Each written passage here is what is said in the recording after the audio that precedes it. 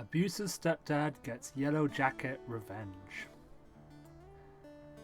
This will be rather short, but oh, was it glorious.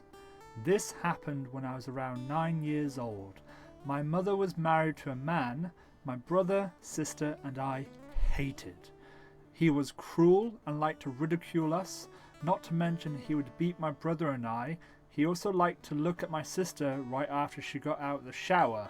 Yeah, I know what you're all thinking. What a stand-up guy. That was the type of man he is/was. When he would punish us, he went to the extreme, especially with my brother and I. Not only would he spank us, which to me is child abuse in and of itself, he would use sticks. Yes, sticks. Actual sticks broken from trees or what he found on the ground. He would also punch my brother and I, but not anywhere school officials or any other authority would see it. I can remember one night in particular. He had taken me with him to the local convenience store. After he had gone in and bought his smokes, he came back to the car, got in and proceeded to talk. He was talking so calmly as well. He explained that he was sick and tired of my attitude and my misbehaving. He said that if I continued, he would kill my mother and then kill me. I was obviously terrified and felt completely helpless. I was just a kid. Who says that to a kid? I was changed from that day onwards, so I had sworn revenge. One summer day, while other kids were playing outside or playing video games, my brother and I would be put to work from dawn until dusk. We would be in the woods, which is part of our land, with sling blades in hand, cutting weeds and small trees out of the way. My brother and I were always put to work on the hottest days. We would be denied water as well as food.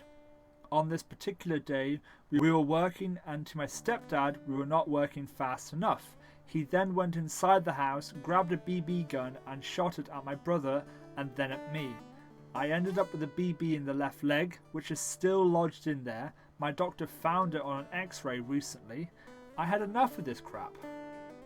After he goes in the house to put away the BB gun, I took the opportunity to piss in his soda bottle. He ended up staying in the house for a while. When he came back outside, he did not notice the difference in weight or taste of his Pepsi. My brother and I giggled to ourselves. It was great watching him chug his piss Pepsi, but wait, there's more. We also had a rather large yellow jacket nest on the corner of our house. I knew as a 9-year-old not to go near it. Apparently he was too stupid to try and remove it in a safer manner. He used a stick.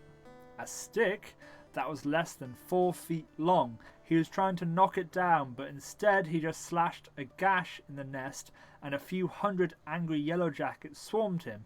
He's screaming in pain and I'm just standing there far away from the bees, mind you, with the biggest shit-eating grin on my face.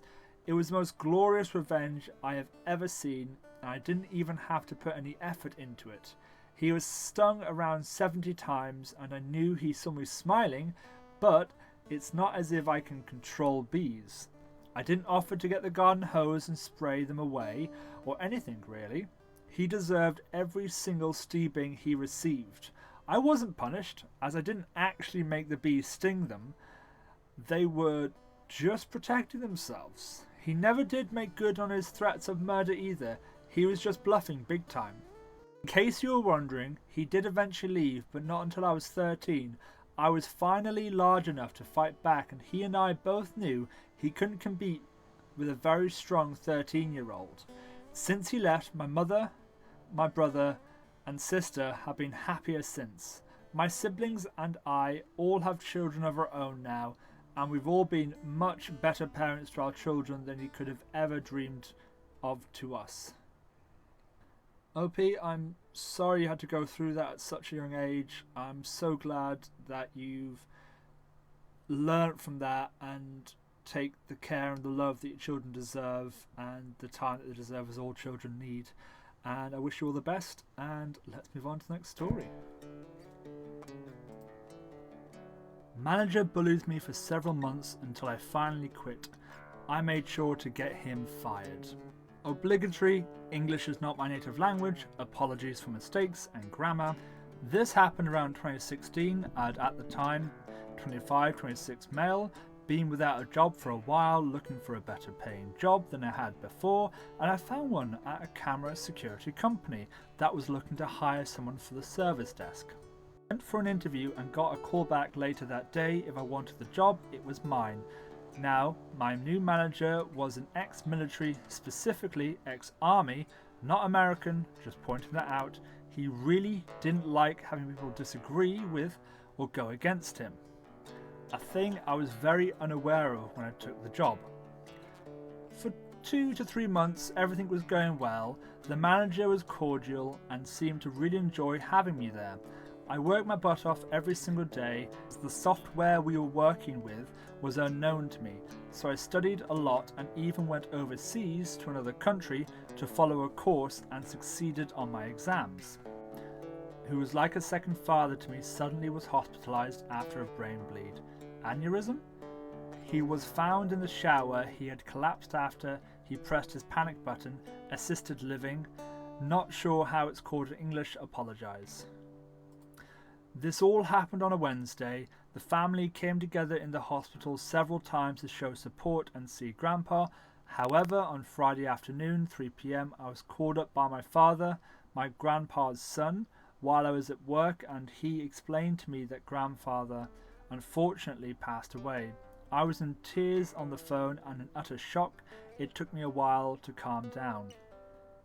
I went to my manager and explained what just happened and that I'm going home to be with my family. However, that day there was an event. The company was doing a charity event and this charity was going to be public news. They already announced the amount of people participating and it would look bad if they were a person down. It was basically just good for PR. So, he refused to let me go. I told him that by law he cannot deny me, as my contract states I can take a day for a death in the family and that I was leaving now. This was the turning point. He went from a nice manager to a manager from hell. Suddenly, everything I did was wrong. I was told he couldn't believe I was in this line of work for 6 years and be this bad at my job. He cussed me out and ridiculed me in front of my colleagues and even clients. This all continued for several months and severely began to impact my mental health. I had to talk with my parents and my fiancée at the time, still my girlfriend. I'd asked her to marry me in December 2016, and they basically told me that this was not okay, that I didn't have to take this, and I should give them my 2 weeks notice. I agreed. The following day, I went to HR and explained why I was leaving the company and that I couldn't stand the idea of working even a single day more use of a human being. HR showed interest in my well-being and even more importantly in what I was claiming about my manager. They had received more complaints about him, but nobody had proof of his wrongdoings, so they asked me if I had proof. I told them I'd be looking for a new job, but I'd gladly fit in the time to collect all I could. For the next 2 weeks, I collected everything. Memos, emails, voice recordings. When on the phone, the calls are automatically recorded, and the dumbass was stupid enough to cuss me out while I was on the phone. Lucky me. Also luckily was that my colleagues at the desk had my back this entire time. They'd been trying to cheer me up, said I was doing fine work, and that they also didn't understand this man's behaviour. So when I came by and asked if they'd mind signing a document that everything I stated in this paperwork was true, they gladly did. I had one last talk with HR and him at the same time that last day I was there. Before he even walked in, I told the HR person who was mediating he's going to walk in, say what he wants to say, and I'll be quiet. When he's done, I'll explain my side and he's going to interrupt me, tell you I'm lying and talk about completely non-related subject matters to drag the conversation another direction. She looked surprised at my comment, but had no time to respond as Mr. Army Man walked in and began his spiel. Exactly as I stated, he would blurt his side out, and once I tried to talk, he'd constantly interrupt me and try to pick fights.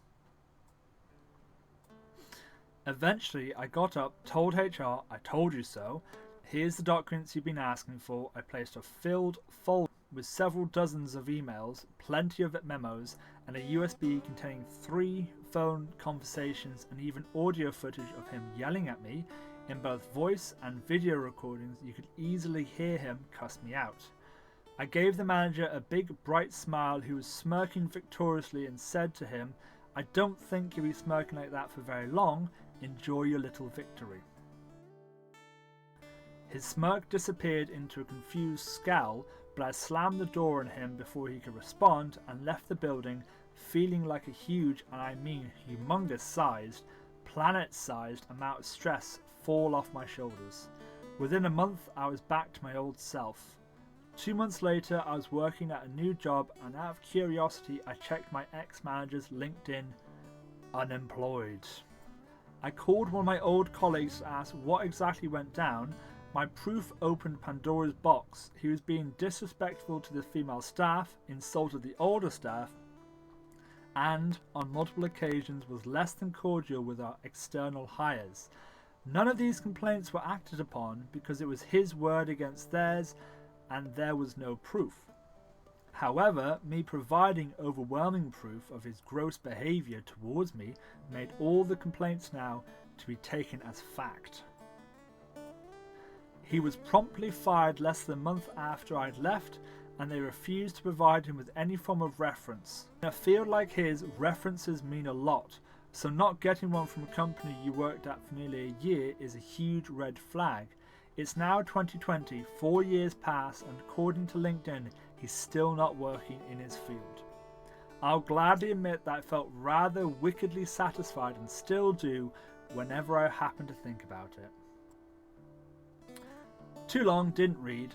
Manager began to bully me because I went to my family after the death of my grandpa instead of staying at work, and basically forced me to quit for my own mental health. I delivered an overwhelming amount of proof of his misconduct, got him fired, which made it very difficult for him to find another job in his field. He is an ass. A massive, massive ass. As a manager, you have to look after your employees. You have to take care of them in their times of good and bad. It's just the name of the job. If someone's parents or grandparents or friends passed away, you let that person go. It doesn't matter what's going on at work. It's separate. Work and life are separate. They always will be, and they should be. If something important's happening in life, you have to go and take care of that, and that shouldn't be held against you. And I'm so glad he isn't able to get back into that position again, that he isn't able to be in that control of power of making someone else's life hell. And OP, that was a wonderful thing you did. Good on you for helping relieve the amount of stress that was going on for everyone in that office as well. All the females, the old people, the external hires. Like, it's so good that you were able to do that, and I'm sure everyone's so thankful to you. On to the next story. Don't scam a bot developer.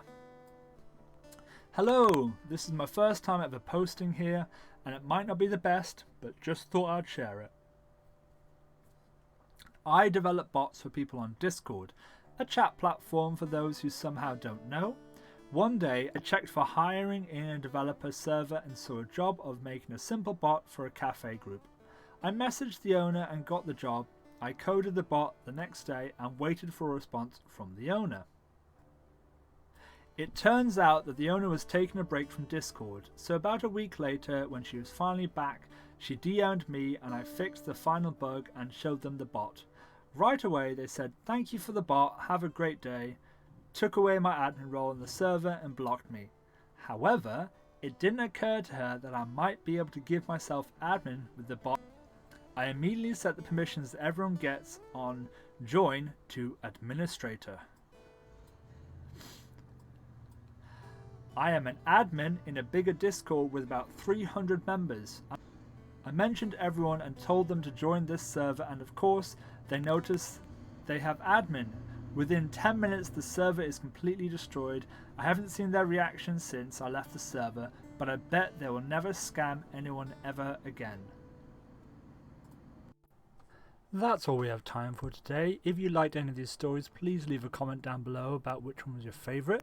Hit that like button and subscribe for more, and I'll see you guys all again very soon. Goodbye.